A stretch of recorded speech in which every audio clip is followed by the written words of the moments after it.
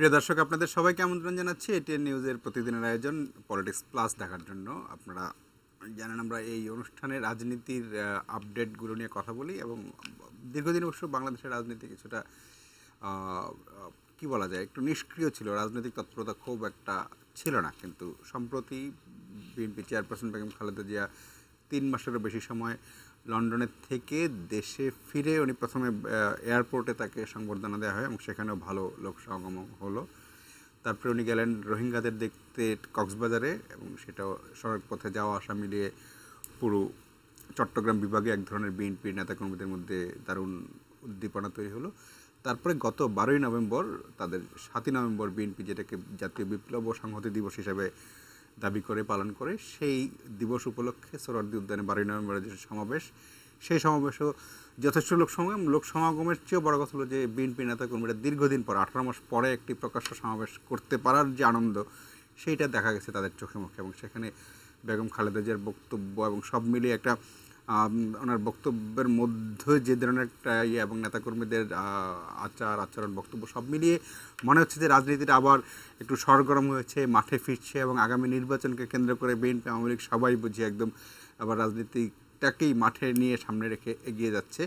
সেই বিষয়টি নিয়ে আমরা আজকে কথা বলবো। আমাদের সাথে দুজন অতিথি আছেন, তাদের কাছ থেকে শুনবো। আসলে আমরা বলার তো কিছু নেই, তারাই বলবেন। আছেন রাজনৈতিক বিশ্লেষক সুভাষ সিংহ রায়, উনি ছাত্র রাজনীতি করেছেন দীর্ঘ সময়, ফলে রাজনীতিটা ফলো করেন অনেকদিন ধরে, এবং আছেন হাবিবুর রহমান হাবিব, বিএনপি চেয়ারপারসনের উপদেষ্টা।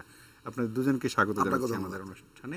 হাবিব ভাইকে দিয়ে শুরু করি। আমি যেই আপনাদের নেতাকর্মীরা, আপনি 12ই নভেম্বর সোহরাওয়ার্দী উদ্যানে নেতাকর্মীদের যে উৎসাহ উদ্দীপনা দেখেছেন অনেকদিন পরে, সেইটা আপনি কীভাবে ফিল করছেন সেই দিন মাঠে? আপনাকে ধন্যবাদ। আপনার মাধ্যমে এটিএন দর্শক শ্রোতা দেশে এবং বিদেশে যারা দেখছেন তাদেরকে আমার সশ্রদ্ধ সালাম। আসলে আপনি নিজেই বলে দিয়েছেন 12 নভেম্বরে বিএনপি নেতাকর্মীদের উচ্ছ্বাস যে ছিল সেটা স্বাভাবিক। 18 মাস পরে আপনারা মাঠে নামতে পেরেছেন, সেটা বা অনেকদিন পরে এটা হলো। তো আমার কাছে মনে হয়েছে যে আমি এই দিক দিয়ে যাচ্ছিলাম সমাবেশস্থলে। আমি প্রতিদিন থেরাপি নেই পঙ্গু হাসপাতালে। আমি কাপড় পরে বের হচ্ছে, এই সময় বললাম যে তুমি যদি প্রোগ্রামে যাও তাহলে থেরাপি নিতে আজকে যেও না, আসতে তোমার বাজে 12:30 একটা, তুমি মিটিং পাবে না। তা আর কাপড় খুলে পরে আবার খেয়ে দিয়ে বের হলাম মোটরসাইকেল নিয়ে, মানে গাড়ি তো নেই, নিয়ে গেছে। তো মোটরসাইকেল নেমে এদিকে আসতে যানজট দেখে আমি যখন সোনারগাঁ পার হচ্ছি, তখন থেকে পুলিশের গাড়ি থেকে আমাকে ডাকছে, এই হাবিব ভাই, হাবিব ভাই। তারপর তাকে দেখে দেখুন সিভিলিয়ান, সামনে থেকে এগিয়ে গেলাম। তাই বললাম কি? ও বলছে ভাই আমি তো আদাবর থানা সেক্রেটারি, আমাকে কালকে রাত্রে অ্যারেস্ট করেছে, এখন কোর্টে নিয়ে যাচ্ছে। এই যে এত কিছুর পর আর এই দিক দিয়ে যখন যাচ্ছিলাম, ধরেন পুলিশ নামিয়ে দিয়েছে মহাখালী, কোথাও মিরপুরে, কোথাও গাবতলীতে, এরকম মানে এমন জনস্রোত, এবং বয়স ধরেন 15, 18, 22, 25 বছর, কিছু বয়স্ক মানুষ আছে। আমি একটু যদি করি, মানে ধরেন মানে আওয়ামী লীগ সরকার অনুমতি দিয়েছে, আপনারা সমাবেশ করেছেন, বিপুল সমাগম হয়েছে, ফলে রাজনৈতিক দল হিসেবে আওয়ামী লীগও তো কিছু কৌশল তো খেলবেই আপনাদের সমাবেশ। তারা কিন্তু যদি একদম প্রকাশ্যে যদি তারা অনুমতি না দিলে আমরা কি করতাম? আপনারা আবার আরেক টকশোতে অনেক গালাগাল করতে পারতাম, না দিলে সমাবেশটা হতো না। কিন্তু আপনাদের সমাবেশে যদি লোক সমাগম কম হয়, সেই রাজনৈতিক খেলা তো আওয়ামী লীগ খেলবে, তারাও তো রাজনৈতিক দল।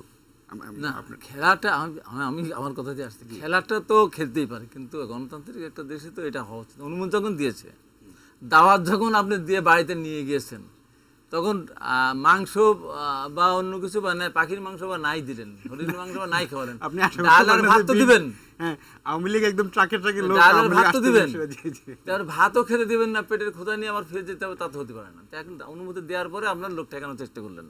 আমি বলতে চাচ্ছি রোহিঙ্গাদের দেশে তো প্রতিদিন দেখি তারা ওখানে তারা বাঁচার মতো অবস্থান নেয়, শারীরিক নির্যাতন, অত্যাচার, বাড়িঘর জ্বালিয়ে পুড়িয়ে দেওয়ার কারণে ওখানে থাকতে দিবে না বিদায় তারা দল ধরে আসছে, তাদের আসার কোনো বাহন নাই। তখন আমরা নদী পার হয়ে আসতে দেখি যখন, তো ওদের না পুলিশ ওখানে গুলি করতেছে, আর্মিরা মেরে ফেলতেছে নানান কারণে।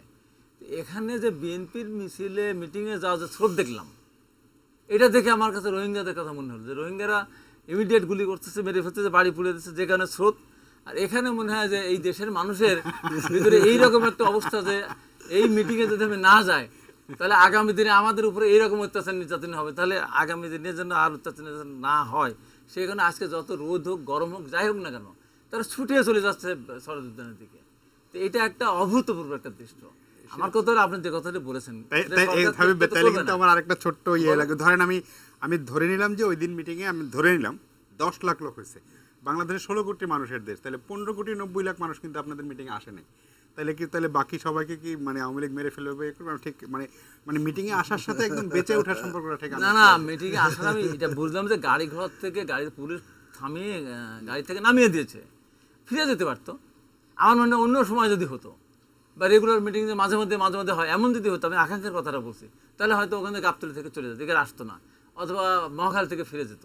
কিন্তু মানুষের ভিতরে ওই রকম একটা অবস্থা যে আমাদের যেতেই হবে, তার কারণ এই মিটিং যেহেতু ম্যাডাম যা দেখেছেন 18 মাস পরে এইটা আমি বলছি, হ্যাঁ এইটা আমি বলছি যে অন্য সময় হলে এখানে অর্ধেক লোক আসতো আর অর্ধেক আসতো না, তারা ফিরে যেত। আমি এই আর্টসটা দেখছি পাবলিকের ভিতরে যে আর্টস সেটা আর কি। আর এখানে একটা জিনিস আপনি বলে যে আপনি ধরেন 10 লাখ হোক 5 লাখ হোক সেটা বড় কথা না। প্রথমে ঢাকা শহরে মানুষ তো 1 কোটির উপরে বসবাস করে, এখানে 1% লোক আসলে 1 লাখ আসে, 5% লোক আসলে 5 লাখ আসে, সবই তো বড় মানুষ। সেটাই মানে একটা আওয়ামী লীগ বিএনপির একটা জনসভা 5-10 লাখ লোক হওয়াটা কোনো আওয়ামী লীগ বিএনপির একটা জনসভায় 5-10 লাখ লোক হওয়া কোনো বড় ব্যাপার না। কিন্তু যখন বাধা দেওয়া হয় তখন মানুষের ভিতরে অনেক দিন ধরে তো আতঙ্কের মধ্যে আছে, কি হয় না হয়, আবার কি না হয়, কোথায় গাড়ি আটকে দেয়। এবং দেখেন প্রত্যেকটা ঢাকামুখী যতগুলি গাড়ি ছিল, যতটা পয়েন্ট নারায়ণগঞ্জ থেকে শুরু করে গাবতলী থেকে শুরু করে বিভিন্ন জায়গায় লঞ্চঘাট থেকে শুরু করে অধিকাংশ জায়গাতেই কিন্তু আটকানো হয়েছে। তারপরে মানুষ ওই পর্যন্ত যারা এসেছে তারা থামে নেই, মানে 15 কিলোমিটার 20 কিলোমিটারের ভিতরে তারা থামে নেই, তারা চলে আসে যে কোনোভাবেই হোক আর কি। আমি আপনার কাছে শুনবো যে সরকার কেন বাধা দিলে, এটা একটু যদি আমি সুভাষ সরকারের কাছ থেকে শুনি, তারপরে আমরা শুনবো যে এই অভিযোগটা একটা জবাবটা শুনে নেই যে আপনারা মানে সরকার অনুমতি দিয়ে আবার তাহলে বাধা দিল কেন? আপনি দাওয়াত দিয়ে খাইতে দিলেন না ঠিক মতো? না, অনেক মজার কথা শুনলাম। এবং হাবিব ভাইয়ের সামনে তো ওইভাবে আর কথা বলা যায় না, কেননা হাবিব ভাই আমাকে ছোট দেখেছেন। এমন একটা ভাব যে আওয়ামী লীগ সরকার বিএনপির যে সমাবেশ সফল করার জন্য কি করেনি, এটি নিয়ে গণমাধ্যমে এখন আলোচনা হচ্ছে। এবং গণমাধ্যমের কি যে মহিমা, এবং বিএনপি এই গণমাধ্যমের কাছে এত ঋণী হয়ে থাকলো, কিংবা বিএনপির কাছে গণমাধ্যম ঋণী হলো কিনা, সব মিলে কিন্তু আমি একটা আলোচনা করতে পারি। তাই ওই বিস্তারে যেতে পারবো না, গেলাম না। এই কারণে গেলাম না, এই যে ঈদ উপলক্ষে যেমন বিশেষ বাস সার্ভিস দেওয়া হয়, নৌ সার্ভিস দেওয়া হয়, লঞ্চ সার্ভিস দেওয়া হয়, তো এরকম একটা ভাব যে বিএনপির সমাবেশ উপলক্ষে আওয়ামী লীগ সরকার এরকম বিশেষ বাস সার্ভিস দেবে, বিশেষ সার্ভিস না দেন, কিন্তু যেগুলো নরমাল সার্ভিস সেগুলো বন্ধ করলেন কেন? হাবিব ভাইয়ের মনে নাই? হাবিব ভাই তো রাজপথে বন্ধ করলেন কেন? হাবিব ভাইয়ের লোক মনে নাই? মানে যারা সরকারি দলের হরতাল ডাকা ছিল সেদিন, মানে যাতে আসতে না পারে। বিএনপির আমলে ঢাকা ঘেরাও কর্মসূচিতে ডেলি স্টার বলেছিল 15,000 লোককে গ্রেপ্তার করা হয়েছিল আওয়ামী লীগের নেতাকর্মীদের। 15,000, প্রথম আলোর ভাষায় 13,000। সেই কারণে বিএনপি দলটি খুব খারাপ, কিন্তু আওয়ামী লীগ তো খারাপ নাও হইতে পারতো। খারাপ ভালো নিয়ে এখন আলোচনা হচ্ছে না। ওই যে বার্টন রাসেল একটা বিখ্যাত বই লিখেছিলেন দ্বিতীয় মহাযুদ্ধের পরে, যে ফিউচার অফ দ্য ম্যানকাইন্ড, মানব জাতির ভবিষ্যৎ বাংলায় অনেকে করেছেন। তা বিএনপির ভবিষ্যৎটা কোথায়, এটা কর্মীরা দেখতে এসেছিলেন, কিংবা অতি উৎসাহী মানুষ দেখতে এসেছিলেন। আর একটা জনসভায় কত লোক ঢাকা শহরে হতে পারে? পল্টনের জনসভায় যে পরিমাণ জায়গা ছিল এক পর্যায়ে, যে পল্টনের তো জনসভা ছোট হয়ে গেছে অনেক। না, সেখানে স্টেডিয়ামের মাথার উপরে এই পাশে ওই পাশে রাজুক ভবন সব মিলে 50,000। আর এই অঙ্গনে কত মানুষ হতে পারে? আপনার ক্যামেরায় তো 5,000 লোককে 5 লাখ লোক দেখানো যায়। কিন্তু বিএনপির পলিটিক্যাল যে মার্কেটিং 19 মাস পরে এটা ভালোভাবে করতে পেরেছে, এবং আপনারাও কাছ থেকে তারা সহায়তা পেয়েছে, এটা আমি নির্দ্বিধায় বলতে পারি। এবং বিএনপি কি নিজে কি জানে যে বিএনপির শক্তি কোথায়? যেমন আমরা মার্কেটিং ম্যানেজমেন্টে SWOT করি, short analysis, strength, weakness, opportunity, threat. বিএনপির স্ট্রেংথটা কোথায় কখনো কি তারা অ্যানালাইসিস করেছে? বিএনপির নেতাকর্মীরা অধীর আগ্রহে অপেক্ষা করছে এই বিএনপি যেন ঘুরে দাঁড়ায়, এই বিএনপি যেন সেই তার যেটা হাবিব ভাই সামনে প্রায় বলি যে আত্মহনন মনস্কতাকে ঘুরে দাঁড়ায়। বিএনপি 19 মাস পর একটা সমাবেশ করেছে, সেই সমাবেশের যে বক্তব্যগুলো এসেছে, নতুন কিছু পেয়েছেন কিনা? আমাদের সুভাষদাও কিন্তু এটা বলছিলেন যে বিএনপির আসল শক্তিটা কোথায়, মানে আপনাদের দলের শক্তিটা কোথায়, যে বিএনপি ঘুরে দাঁড়াবে কাদের উপর ভরসা করে, জনগণের উপর ভরসা করে। সেই জায়গাটাতে আপনাদের এই যে ধরেন 18 মাসের গ্যাপ, বা আমি যদি আরও অনেক দিন ধরে দেখি যে ঠিক আপনাদের জনগণের সমর্থন আছে বা আছে সেটা বোঝা যায়, কিন্তু দল হিসাবে আপনাদের জনগণের সাথে সম্পর্কটা কি আগের মতো স্ট্রং আছে নাকি কোথাও একটু গ্যাপ হয়েছে সেই জায়গাটা? যে কোনো রাজনৈতিক দলের মূল শক্তি তো জনগণ। না, বিএনপির তো আরও, বিএনপির মূল শক্তি জনগণ, একেবারে সাধারণ মানুষ। যেমন এটি যদি ধরেন আপনার একটা স্টিলের জিনিস হয়, এটা আপনি মাটির ভিতরে রেখে দেন, 1 বছর পরে 2 বছর পরে আপনি এটা বের করেন, পানি দিয়ে একটা ধোয়া দেন, অথবা বৃষ্টির পানি পড়লে চকচকে হয়ে যাবে। তো বিএনপির যে জনসমর্থন, সেটা 2013 সাল পর্যন্ত যে 5টি সিটি কর্পোরেশন নির্বাচন হয়েছিল, সেই নির্বাচনে প্রমাণিত হয়েছিল। সেই জনপ্রিয়তা ওই জায়গায় রয়ে গেছে, যার পরিপ্রেক্ষিতে 2014 সালের 5ই জানুয়ারি যখন বিএনপি নির্বাচনে গেল না, তার ইমিডিয়েট পরপরই যখন উপজেলা নির্বাচন হলো, আপনার খেয়াল আছে প্রথম 2 ধাপে, প্রথম দিনেও আমার সুজানগরে 10টার ভিতরে ভোট কেড়ে নিয়ে গেছিল, অনেক জায়গায় নিয়ে। তারপরেও তুলনামূলকভাবে আরও 4 ধাপের চেয়ে ভালো হয়েছিল, এবং তখন আপনার অধিকাংশ উপজেলা চেয়ারম্যান কিন্তু বিএনপির হয়েছিল। আমি আবার একটু এখন আপনাকে আমি মনে থামাচ্ছি, করি আপনি বলবেন, আমি একটু থামাচ্ছি। যেমন আপনি যেটা বললেন যে মানে 5ই জানুয়ারি নির্বাচনের আগে সিটি কর্পোরেশন নির্বাচনে জনগণ আপনার সমর্থন দিয়েছে, তারপর সেই সমর্থনটা চাপা পড়েছিল মাটির নিচে স্টিলের মতো, তারপর আবার 5ই জানুয়ারি নির্বাচনে গেলেন না, তারপর আবার উপজেলা নির্বাচনে আবার হলো। কিন্তু এখন এটা কি বারবার ঘটতে থাকবে যে আপনারা নির্বাচনে যাবেন না, ওইটা চাপা থাকবে, নির্বাচনে গেলেই জেগে উঠবে ব্যাপারটা? আপনি আজ পর্যন্ত দেখেছেন যে বিএনপির কোনো নেতা, বড় কোনো নেতা বা কর্মী দলে দলে, এই যে 8-10 বছর হয়ে গেল তো বিএনপির ক্ষমতার বাইরে যাওয়া, এবং আওয়ামী লীগের প্রায় 9 বছরের কাছাকাছি যাচ্ছে আর কি।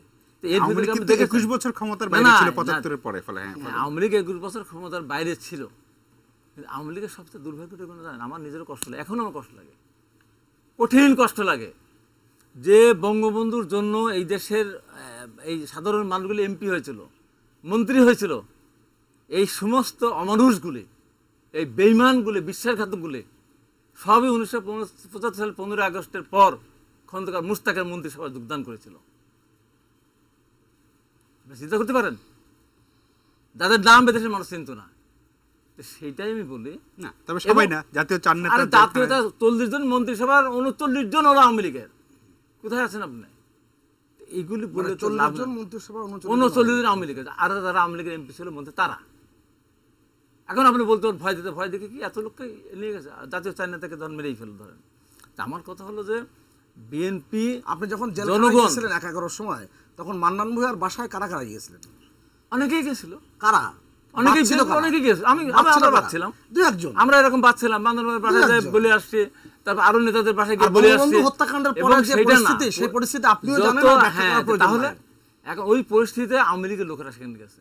আমি তো বলি হ্যাঁ, তাহলে এই যে পরিস্থিতি, আমি অন্য প্রসঙ্গে যেতে চেয়েছিলাম না, জনগণের রাজনীতি যেতে চেয়েছিলাম না। আমার সবচেয়ে বড় কষ্ট লাগতেছে এই কারণে যে 75-এর 15 আগস্টের পর ধরেন আমরা যখন ছাত্র রাজনীতি করেছিলাম, 15 আগস্টে বঙ্গবন্ধুর জন্য রান্না করা খাবার, মাইক, মিলাদ, এইগুলি আমরা পড়তে পারতাম না। কার ভয়ে?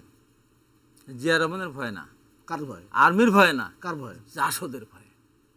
জাসদের ভয়ে। কোন সালে এটা? সব সালেই, 1975 সাল থেকে শুরু করে আগে 75 পরে তো কে বলছে আমরা আমাদের মারা ঢাকা বিশ্ববিদ্যালয় 77 সালে যদি সেদিন আরঙ্গ হান্নান লিয়াকত না থাকতো, ছাত্রলীগ ওইদিকে বিদায় হয়ে যেত ঢাকা বিশ্ববিদ্যালয় থেকে।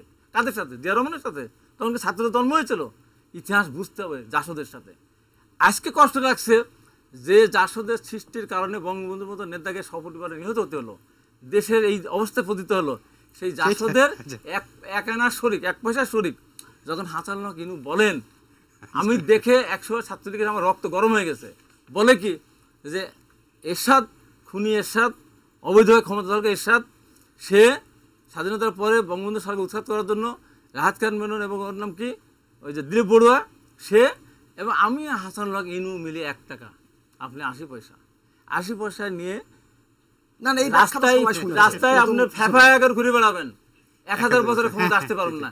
আওয়ামী লীগ এমন দৈন্য দশায় পড়ে গেছে এই যে হাসানুল্লাহ ইনু এখনো মন্ত্রী আছে। না না, এমন এইভাবে ব্যাখ্যা এই অবস্থা না, কেন এইভাবে ব্যাখ্যা করার সুযোগ নেই। কেন সুযোগ? আপনি যেভাবে আমি আজকে আওয়ামী লীগের সবচেয়ে বড় কথাটা বলছি, আমরা একটা বিরতিতে যাব, এই পর্যায়ে শেষ করেন। আওয়ামী লীগের ক্ষমতা, আওয়ামী লীগ তো 21 বছর দিছিল না, তারপরে আওয়ামী লীগ কিন্তু আওয়ামী লীগের ক্ষমতা বলে ক্ষমতায় আসছে, তারপরে জাতীয় পার্টি এবং আবার তাদের নীতি হয়েছে। 2008 সালের নির্বাচনে আওয়ামী লীগ যদি কাউকে সাথে না তার রাষ্ট্রীয় ক্ষমতা আসতো। বিএনপি 2001 সালে একা একা ক্ষমতা আসতে পারতো। না, যেমন আমার কথা হলো 5 জানুয়ারি নির্বাচনের পরে 5 আওয়ামী লীগ জানুয়ারি- কাউকে ছাড়াও আসতে পারতো, কিন্তু এখানে তাদের দাবিটা এমন যে এটা একটা জোট, এটা হলো জঙ্গিবাদের বিরুদ্ধে একটা না, তাদের এটা ঠিক না। আদর্শিক জঙ্গিবাদ কি? বড় 5 জঙ্গি কে? জানুয়ারি নির্বাচনের পরে তো আর না, জাসদ না, বা বড় কাউকে জঙ্গি লাগতো কে? না আওয়ামী লীগের। বড় জঙ্গি কাকে বলে? আচ্ছা, আমরা একটা বিরতি আমি যাচ্ছি, ব্যাখ্যাটা পরে বিরতির দেবো। পরে আপনার এই ব্যাখ্যাটা আপনি হ্যাঁ। দিয়েন, আমরা একটু আচ্ছা। শুনবো। একজন দর্শক ফোনে আছেন, ফোনটা নিয়ে আমি বিরতিতে যাচ্ছি। প্রিয় দর্শক, আপনার নাম বলে প্রশ্নটি করুন। আসসালামু আলাইকুম। ওয়ালাইকুম আসসালাম। আমি খসরু বলছিলাম কাউখালী থেকে। কাউখালী থেকে। খসরু ভাই, অনেকদিন পরে আপনার ফোন পেয়েছি, বলেন। ধন্যবাদ। হাবিব ভাইকে সালাম জানিয়ে আমি একটা প্রশ্ন করতে চাই। হাবিব ভাই আসসালামু আলাইকুম। আসসালাম ভাই। আমার প্রশ্নটা হলো, সরকার বিরোধী আন্দোলন করার জন্য জনগণকে সাথে নিয়ে অনেক সুযোগ বিএনপি পেয়েছে, কিন্তু সেই সুযোগটি জনগণকে সম্পৃক্ত করে কাজে লাগাতে কেন পারলেন না? তাহলে আপনি কি মনে করেন বিএনপির রাজনৈতিক কৌশলগত কোনো ভুল আছে? আওয়ামী লীগের কৌশলের কাছে আপনারা সেই রাজনৈতিক কৌশলে পরাজিত হয়েছেন বলে আপনি মনে করেন? আচ্ছা খসরু ভাই, আপনি কি মনে করেন যে বিএনপি কখনো জনগণের উপর নির্ভর করে রাজনীতি করেছে? আপনার কি মনে হয়? আমি খুব একটা রাজনীতির সাথে সম্পৃক্ত নয়। না না, আপনি তো পর্যবেক্ষক, আপনি তো পর্যবেক্ষক। আপনি আরে উত্তরটা আমি খসরু দেবো। ভাই, খসরু ভাই, আপনাকে আমরা সবাই আমি পছন্দ করি। উত্তরটা আমি দেবো। আপনি কি মনে করেন বিএনপি কখনো জনগণের উপর রাজনীতিকে ভর করে রাজনীতি করেছে? উত্তরটা আমি দেবো। Of the conspiracy, by the conspiracy, for the না, কনস্পিরেসি। উত্তরটা আমি দেই না, বিরতির খসরু পরে ভাই, উত্তর দেবো। ধন্যবাদ আপনাকে। আমরা খসরু বিরতির ভাই, আপনাকে পরে ধন্যবাদ। উত্তরটা শুনবো। বিরতির পরে জি, আপনার কাছে জি। আসছে কাউখালী বেড়াতে।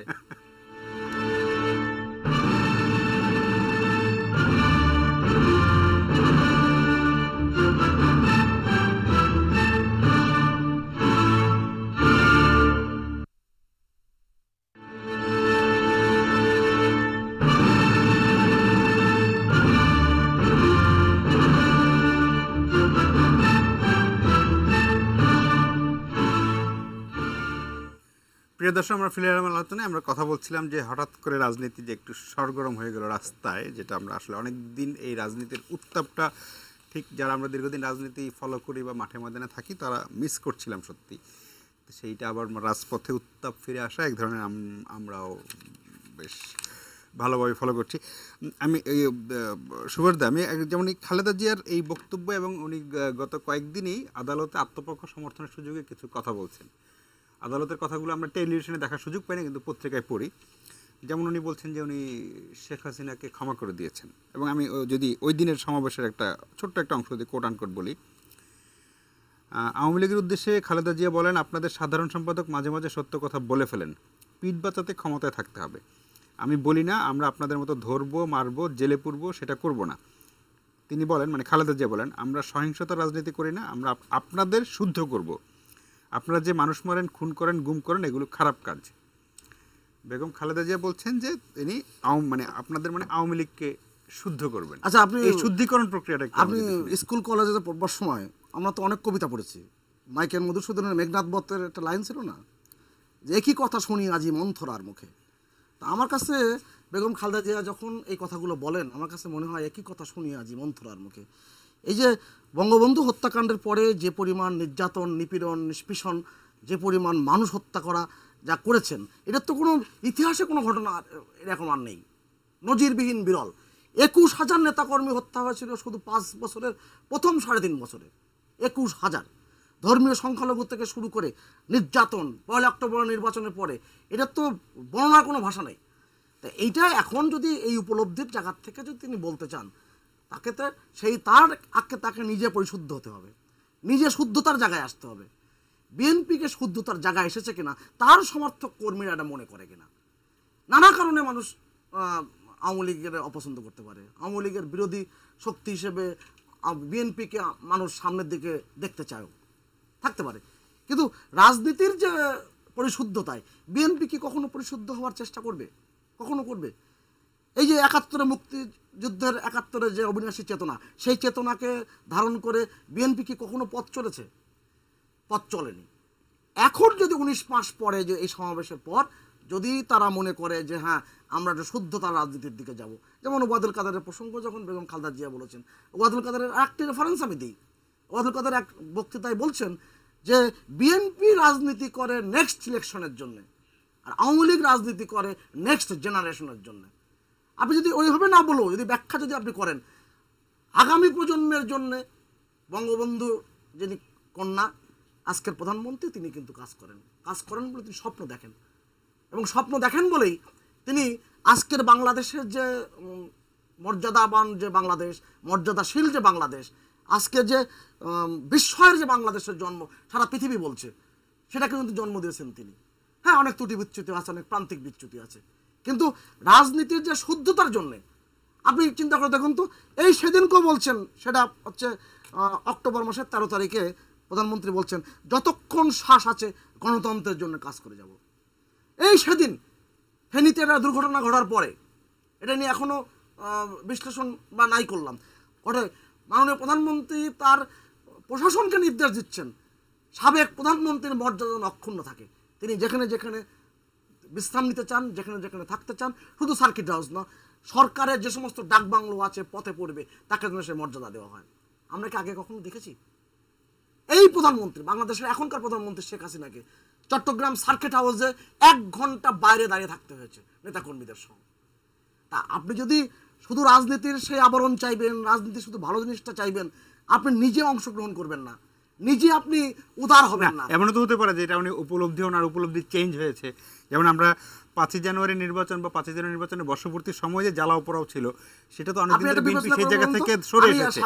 যদি তারা সরে এসেছে তাহলে আপনাদের তাদেরকে অবশ্যই ওয়েলকাম করবেন। আমি তো ওয়েলকাম অবশ্যই করছি। আপনি দেখেন, আপনি শুধু একটু, আপনি তো ঠেলে আবার তাদেরকে ওই জায়গায় পাঠাতে পারবেন না। হাবিব বারে সাক্ষী রেখে বলি, শেখ হাসিনার জায়গায় যদি খালেদা জিয়া থাকতেন তাহলে বাংলাদেশের পরিস্থিতিটা কেমন হতো? তিনি আমন্ত্রণ জানিয়েছেন, আপনি আসেন, আপনার সাথে বসে আলাপ করি, আমরা কিভাবে সমাধান করব। যে এই কাঁচা বাংলা তিনি শুনেছেন, এবং আজকে গণমাধ্যমে যেটা উঠে এসেছে, এরপরেও শেখ হাসিনা কিন্তু আরাফাত রহমান কোকোর মৃত্যুর পরে কিন্তু তার দুয়ারে গিয়েছিলেন। কি ব্যবহারটা পেয়েছেন?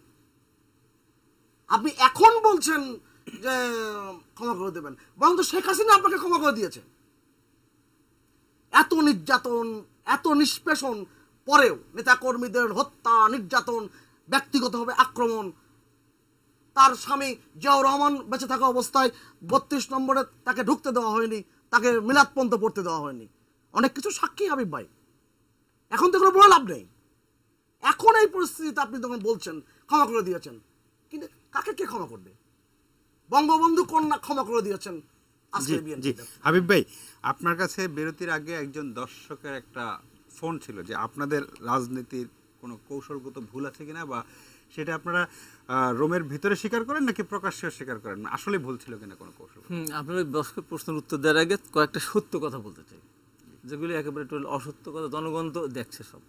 আমি যদি একটা অসত্য কথা বলি, জনগণকে কালকে যে আমি ভালো কথাও বলি, মানুষ বিশ্বাস করবে না।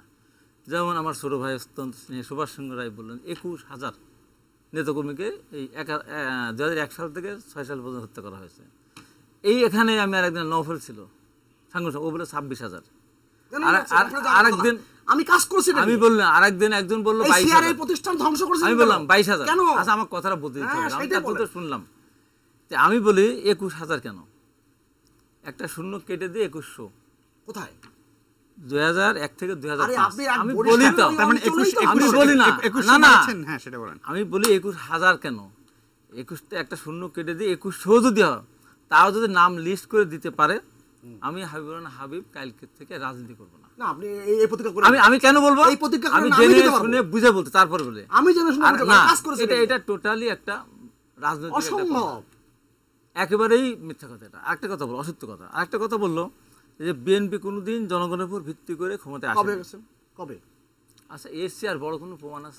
আপনি আমার কথাটা বলতে দাও। তুমি সৃষ্টি হয়েছেন কি? না, তোমার আমি এত প্রশংসা করি, তুমি আমাকে এত কথা বলে দাও, আমি তোমার বড় ভাই। সেটা হলো যে 1982 সালের 24শে মার্চ সামরিক স্বৈরাচার এরশাদ ক্ষমতা বিএনপির কাছ থেকে কেড়ে নেওয়ার পর 9 বছর আন্দোলনের পর যে নির্বাচনটা হলো, সেই নির্বাচনের কি নির্বাচন কমিশনার বা অন্য সব কিছুকে বিএনপির করা ছিল? নিশ্চয়ই না। তাহলে ওই নির্বাচনকে বিএনপি ক্ষমতা আসে নাই। 9 বছর একটা দলের কাছ থেকে ক্ষমতা কেড়ে নিল, 9 বছর পর নির্বাচন হলো, আবার তারাই ক্ষমতা আসলো। দ্বিতীয় কথা, যে এই যে বলা হচ্ছে যে সার্কিট হাউস ব্যবহার করতে দেওয়া না দেওয়া, দু একটা জায়গায় আমি একবার শপথ করে বলতে পারি, দু একটা জায়গায় দু একটা ঘটনা ঘটতে পারে, 2-1 ঘন্টা হতে পারে, কিন্তু বাংলাদেশের একজন সাবেক প্রধানমন্ত্রী আজকে শেখ হাসিনা হোক আর বেগম খালেদা জিয়া হোক, তারা গেলে সাকিটা চাইলে তারা সাকিব পাওয়ারই কথা। নির্দেশ থাকা সত্ত্বেও সবচেয়ে বড় 2001 সালে 1 অক্টোবর আমি বলি না, সবচেয়ে সবচেয়ে খুলনায় পেয়েছিল। অনেক জায়গায় পাইছে, অনেক জায়গায় পায় নাই, দু একটা জায়গায় হতে পারে, পাবে না, না পাওয়াটা ঠিক না। তারপর আমি বলি যে সবচেয়ে জঘন্য যে কাজটা হয়েছে সেটা হলো যে আমরা তো রাজনীতি করি। এখন সুভাষ যদি এখানে একটা অসত্য কথা বলে জনগণকে, সুভাষকে যদি অবিশ্বাস করে তা আমারও কষ্ট লাগবে। আমি তো রাজনীতি করি। এই যে ফেনীতে এবং পথে পথে যে আক্রমণগুলি হওয়ার পরে যেভাবে বলা হলো যে বিএনপি নিজেদের আভ্যন্তরীণ ঘটনার পরিপ্রেক্ষিতে মিডিয়ার উপর আক্রমণ করেছে, এটা বিএনপি ঘটিয়েছে। এবার আমি তো একদম বিএনপিকে এত পাগল যে তার পার্টি আওয়ামী লীগ চেয়ারপারসন, কত পাগল? আমি তো পাগলই, কেন পাগল হবে? সব পাগল না হলে কেন পাগল হবে? আরে বলি মিডিয়া কর্মী এই যে কারণ এই যে হামলার আমি কারণে কিন্তু আওয়ামী লীগের কোনো লাভ হয় না, বিএনপি লাভ হয়েছে। লাভ হোক যদি যদি আওয়ামী না লীগ- লাভের আওয়ামী লীগ করলে আরে তারা লাভের অবশ্যই ব্যাপারে পাগল কি আর ওই ইউনিয়নের চেয়ারম্যান বোঝে, ওই ছাত্রলীগের ওই ইউনিয়নের সেক্রেটারি বোঝে? এবং বলতে বিএনপির কোনো নেতার পক্ষে আক্রমণ হয়নি। বিএনপির কয়েকজন ছেলে ঢাকা ফিরে আসছে, তার ভিতরে দবিরুদ্দিন তুষার ছাত্র দলের আপনার হলো হাবিব ভাই, অ্যাসিস্ট্যান্ট আমাদের সেক্রেটারি, সময় ফুরিয়ে আসছে, নাম ধরে আমাকে বললে তো হবে আপনি না। অনেকগুলো আপনি জিনিস, দর্শকের প্রশ্নটা আমি যদি দর্শকের বলেন প্রশ্নের তাহলে- উত্তর দেবো, আমাকে তো অনেকগুলো প্রশ্ন নিয়ে আসছে। এই যে আমাদের কথাটা আসলে বলা অত হচ্ছে, সময় থাকবে দর্শক না। যে কথাটা বলেছে আমি বলে, সেই কথাটা হলো আমি সেই দর্শক ভাইকে শ্রদ্ধা রেখে বলতে চাই যে বিএনপি কোনো ভুল করে নাই। বিএনপি তার সঠিক রাস্তায় আছে বলে এখনো জনগণ বিএনপির পক্ষে আছে। আর যে কথাটা বাংলাদেশের বুদ্ধিজীবীরা যা বলে, অনেক বুদ্ধিজীবী, সব বুদ্ধিজীবীকে আমি বলবো না, তেজস্ক্রিয় বুদ্ধিজীবী, উচ্চবিত্ত বুদ্ধিজীবী, মধ্যবিত্ত বুদ্ধিজীবীরা আজকে শুনলাম কথায় কথায় বলে যে খালেদা জিয়ার বাসায় গেছিল শেখ হাসিনা, তাকে ঢুকতে দেওয়া হয়। ঠিকই তো। আর এবার পৃথিবীর কোথাও আছে? আপনি যত অস্বীকার করেন না কেন, জিয়া রহমানের দেশের স্বাধীনতার ঘোষক, আগে নিজের নামে দিয়েছে, তারা বঙ্গবন্ধুর প্রতি শ্রদ্ধা রেখে বঙ্গবন্ধুর নামে দিয়েছেন। সেক্টর কমান্ডার, উনি বীরোত্তম, দেশের প্রেসিডেন্ট, একটা রাজনৈতিক দল প্রতিষ্ঠা করে গেছেন। তার সন্তান আরাফাত রহমান কোকো মারা গেলেন, তার মাকে ওইভাবে নির্যাতন করার কারণে, গ্যাস, টেলিফোন, বিদ্যুৎ সব কেড়ে দেওয়ার কারণে অসুস্থ হয়ে উনি মালয়েশিয়া মারা গেছেন। সেই লাশটা যেদিন ঢাকাতে আসলো, সেই দিন এরকম একজন মানুষের নামে যাত্রাবাড়ি থানায় হত্যা মামলা দায়ের করা হলো। তাকে করে হত্যা মামলা থানায় দায়ের হওয়ার পরে উনি আসার কথা বলেছেন। শিমুল বিশ্বাস সাহেব, বিএনপি চেয়ারপারসন বিশ্বাস সহকারে, উনি বলেছেন যে উনি ঘুমিয়ে আছেন, ওনাকে ঘুম পাড়িয়ে রাখা হয়েছে, ওনার ঘুম থেকে উঠলে আপনাদেরকে আমরা জানালে আপনারা আসবেন। তো এইটুকু সময় ওনারা দেরি করতে পারলেন ও না। বাড়ির উঠোন থেকে কেন যাবে? যাবে কেন? বাড়ির উঠোন থেকে আপনি বিরোধী যাওয়াটা বিরোধী ঠিক হবেন। না, এবং একজন প্রধানমন্ত্রী ও, যাওয়া ঠিক না, এসএসএফ এর ইয়ে বাদে যেতে পারে না। রাজনীতি, যাবে কেন? রাজনীতি। তাকে এটাই তো বিএনপির না, না, রাজনীতি। বলা হয়েছে, আমাকে এখানে আসতে বলা হয়েছে 10টা বুঝছি। 10টায়, আমি এখন সাইনের সাথে বলছি আমাকে টেলিভিশনে কথা বলে দিতে হবে, আপনি দেবেন আমাকে? বলাই তো হয়েছে, আমরা জানাবো না, জানালে পরে বলতে এই রাজনীতি না, না, BNP এইটা continue না, করলে না, না, BNP বুঝবে। বিএনপি বুঝতে হবে, জনগণ তো বিএনপির সাথে। তা তো আরেকটা কথা, এত কথা বললে কি আমি তোমার মতো এত তোমার মতো কিন্তু আমি মেধাবী না, আমি ভুলে যাই, Sorry, আমি ভুলেও গেছি। আমার একটা ইম্পর্টেন্ট কথা ছিল, এটা আমি ভুলে গেলাম। সেটা হলো এই যে বিএনপির বিরুদ্ধে এত দোষারোপ করা হচ্ছে, অত্যাচার নির্যাতনের কথা, জিয়া রহমানের কথা বলা হচ্ছে, আমি মনে করি যে এখনো সময় আছে। কারণ এই যে বিএনপিকে বারবার বলা হচ্ছে, জিয়া রহমানকে কথায় কথায় খুনি, কথায় কথায় পাকিস্তানের চর, কথায় কথায় চাঁদ, মুক্তিযোদ্ধা, নানান কাহিনী বলা হচ্ছে। একবার কি চিন্তা করে 1975 সালের 7ই নভেম্বর জিয়া রহমান যদি কোনোভাবে, জিয়া রহমান তো বন্দী ছিলেন, জিয়া রহমান যদি কোনোভাবে রাষ্ট্রীয় ক্ষমতার পদবি না আসতেন, যদি কর্নেল তাহেরই রাষ্ট্রীয় ক্ষমতার পদবিটা আসতেন, তাহলে আওয়ামী লীগকে আজকে প্রধানমন্ত্রী, দেশ শাসন তো দূরে কথা, আওয়ামী লীগের নাম নিশানা থাকতো, কর্নেল তাহের আওয়ামী লীগের নাম নিশানা থাকতো। আচ্ছা, জাসদ, আমি বলি, আমি তো জাসদের সাথে ফাইট করে আসছি, জাসদ, কর্নেল তাহের, তারপরে কর্নেল তাহেরের ওইটা কি বলে, বিপ্লব সৈনিক সংস্থা, একটা ক্যান্টনমেন্টের ভিতরে, দেশের ভিতরে কে সিপাই সিপাই, ভাই ভাই, হাবিব ভাই, সুবাদের উপর এটা অভিযান আসলে নাই। অন্য প্রসঙ্গে না, না, আজকে আমি বোধহয় অন্য দিকে প্রসঙ্গে যেতে যাচ্ছেন, এই যে কথাগুলো শেষ, বলে শেষ, আমাদের যেভাবে সময় করা শেষ হয়ে হচ্ছে, গেছে। এই জন্য আমি বলি এখন থেকে আওয়ামী লীগেরও উচিত, আমি বলি যে বিএনপির বেগম জিয়া বঙ্গবন্ধুর মাজার ফাতেহা পড়ে আসছেন, তারেক রহমান গিয়েছেন, আমার উচিত বঙ্গবন্ধুর জায়গায়, জিয়া রহমান জায়গায়, জিয়া রহমানকে বঙ্গবন্ধুর খুনি না বলে, বরঞ্চ বঙ্গবন্ধুর খুনিদের কোনো দেশে থাকতে দেন নাই, উনি তো 6 স্বাধীনভাবে মারা যেতেন, তাহলে কি হতো? তো এখন জিয়া রহমানকে নিয়ে টানাটানি না করে দেশে থাকতে দেন না, এটা শাস্তি হলো না, তাদের শাস্তি দেওয়া উচিত ছিল। না, না, না, না, না, কোথায়? দেশে থাকতে দেন না, এটা না, তো না, একদম- দেশে থাকতে পারে নাই তো, কিন্তু পরবর্তী সময় যে এরশাদ তাদের দেশে নিয়ে আসলো, তাদের দিয়ে দল গঠন করালো, খুবই খারাপ কাজ করছে, রাষ্ট্রপতি খুবই নির্বাচন খারাপ কাজ করালো, করছে, খুবই খারাপ কাজ 32 নম্বরে গোলাগুলি করালো, আজকে সে হয় বিশেষ দূত, বিশেষ দূত বলে নাকি, বিশেষ দূত। বিশেষ দূত। আর একটা কথা ভুলে যায়, 4 দলীয় জোট সেটা হলে আমি একটা কথা বলতে, সাথে নিয়ে তখন মনে হচ্ছে ঘুরে ঘুরে খালি বলে যে 21 আগস্ট গ্রেনেড হামলা করেছে, এটা জঘন্য ঘটনা। কে করেছে? বিএনপি করে নাই, কে করেছে? করেছে ভ্যানিটি ব্যাগে নিয়ে গেছিল না? না ওই পরবর্তী যে কথাগুলো আমাকে শেষ করতে দাও হাবিব ভাই, শেষ না, করতে আমি- হবে, আমি- আমাদের আমার সময় শেষ- সময় শেষ আমার হয়ে সময় গেছে শোনেন, অনেক। সুভাষ সিংহ রায় আমার 5 মিনিট সময় নিয়ে গেছে, 10 মিনিটের ভিতরে 5 মিনিট নিয়ে গেছে বলে। সেখানে হলো যে এটা করেছে জঙ্গিরা, বিচার না করাটা বিএনপি আম্মুকে কাজ করেছে। আর পুলিশ প্রশাসন এখনো যেমন দেয় 300 মামলা দেয়, একজনে 280 করে মামলা দেয়, তখন পুলিশ দেখ, এটা আপনি করেছে। ভুল একটা সর্বশেষ ভুল কথা স্বীকার একটা করলেন বলতে যে চাই, 21 আগস্টের না বিচার না না ওই করে ভুল করেছে। বিচার না করে অবশ্যই ভুল করেছে, আমি 100 বার বলবো, 1000 বার বলবো। কিন্তু এরশাদ লালদিঘির ময়দান 1988 24শে জানুয়ারি শেখ হাসিনাকে একদম সরাসরি উদ্দেশ্য করে তার পুলিশ বিটারদের যে গুলি করে হত্যা করলো, আরও 30-40 জন, যাদের লাশ খুঁজে পেলাম না, সৎকার হলো না, দাহ হলো না, জানাজা পেলো না, হাবিব ভাই, এটা তাহলে ভিন্ন প্রসঙ্গ। মানে তাদেরকে নিয়ে না, এই জাতীয় তাকে পার্টির সাথে নিয়ে- কিন্তু বিএনপিরও না, 4 না, দলীয় জোট BNP হয়েছিল, সেটাতে কখন হয়েছে? আগে জাতীয় পার্টির মহাসচিবকে আওয়ামী লীগ আগে সরকারের মন্ত্রী বানিয়েছিল, আপনার যোগাযোগ মন্ত্রী। দেখ, দুই পক্ষ এর হয়েছে, মধ্য দিয়ে সেটা- আজকে এই জাতীয় পার্টিকে, জাতীয় পার্টি আমি তো বলি, এখনো বলি, জাতীয় পার্টির এরশাদকে আমরা ভুল করেছি, আমিও দায়ী। এরশাদকে 1991 সালে নির্বাচন অংশগ্রহণ করতে না দিয়ে অবৈধভাবে ক্ষমতা দখল করা, আমাদের উপর টাক চালিয়ে শত শত মানুষকে হত্যা হাবিব করার ভাই, কারণে হাবিব ভাই। ওর বিরুদ্ধে বিচার করে ও ফাঁসিতে ঝুলানো জি হয়েছে। জি, আপনাকে ধন্যবাদ। আপনি সময় আসলে শেষ হয়ে গেছে, যদি 30 সেকেন্ড কোনো কিছু যুক্ত করতে না চান। না, হাবিব ভাই যেগুলো বললেন তার না, মানে এখনকার 30 যে উপলব্ধি, সেই উপলব্ধি কিভাবে আসলো সেটা নিয়ে আমি প্রশ্ন করতেই পারতাম, কিন্তু হাবিব ভাইয়ের সাথে সম্পর্কের কারণে প্রশ্নটা করলাম না। আচ্ছা, এই যে ঠিক আছে। বঙ্গবন্ধু এই যে হত্যাকাণ্ডের পর সৌহার্দ্যের রাজনীতি, এই যে সম্পর্কের আমি কারণে না আপনি করলাম অনেকগুলো না। প্রশ্ন করলেন কিন্তু না। বিএনপি কখনো জনগণের রাজনীতি করেনি, কখনো না। যাক। জিয়াউর রহমান সাহেব রাজনৈতিক দল গঠন করেছেন, ওই এক চিমটি মুক্তিযোদ্ধা, এক মুঠ রাজাকার আলবদর এটা আলসাম বলে দিলাম। আর এক জগ সমাজের উচ্ছিষ্ট অংশ, এই গোটা দিয়ে করেছে বিএনপি। ওই ম্যানুফ্যাকচারিং ডিফেক্ট থেকে বিএনপি কখনো বেরোচ্ছে এটাই যে এখন বৃহৎ দল বাংলাদেশে, আচ্ছা, আগামী জি, নির্বাচন জি। প্রমাণ হবে। আপনাদের দুজনকে অনেক ধন্যবাদ। আর নিশ্চয়ই সামনে নির্বাচন, তখনই দেখা যাবে আসলে যে জনগণ কাদেরকে ভোট দেয়। সে জনগণ যা রায় দেয় সেটাই চূড়ান্ত রায়। আপনারা সবাই ভালো থাকবেন। এই যে রাজনীতি মাঠে ফিরে এসেছে, রাজনীতির এবং সুস্থ রাজনীতি, আমরা যে জ্বালাও পোড়াও পেট্রোল বোমা দেখেছি, সেটা যেন অতীত থাকে এবং আর যেন কখনোই বাংলাদেশের রাজনীতিতে ফিরে না আসে, সেই কামনা করে আজকের অনুষ্ঠান শেষ করছি। আপনারা সবাই ভালো থাকবেন।